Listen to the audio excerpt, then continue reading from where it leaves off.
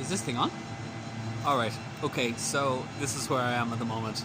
I've finished the top pretty much, and now I'm working my way down through the whole structure, which is the gate.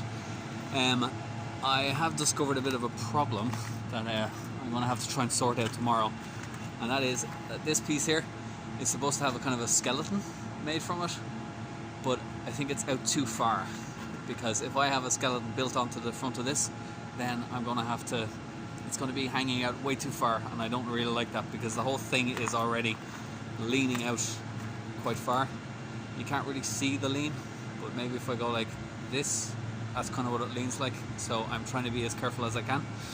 So anyway, I've done these kind of pillars and these kind of pillars. I'm trying to make it nice and round here, but of course they're a bit squished because I don't have the space, and I want to try and kind of keep the support as much as possible.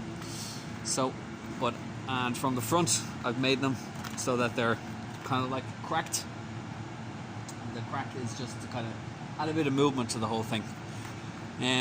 So I'm just wondering, my last few posts I had two questions, well, one question and one comment, which is thank you very much, guys. So one from Deardy Weirdy, and she was asking who designs the whole thing. Well, we have an artistic director that kind of does the overall basic design, and then we kind of come in and we take what she's designed and make it our own in a way. Now, this whole project is a bit more strict than the ones I normally do, because this is all based on a Viking exhibition they had here in Europa Park, but last year the whole thing burned down, so we're kind of reproducing the things that they had in that exhibition. Of course, you have to take the creativity and take the opportunity to try and make it your own, or else it just won't be interesting to make. But so this artistic director, she'll kind of just do the overall basic thing, work out the stack. Of course, with this one behind, with this thing, this yoke, it's a bit far out. I think it was a good idea what she did, but it doesn't work for me, so I'm going to have to change it tomorrow.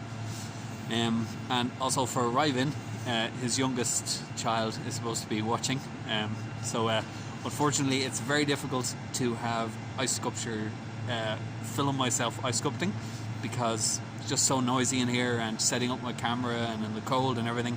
But I will try and make some a little demonstration, especially for you, of how to ice sculpt. So anyway, I think that's all for tonight.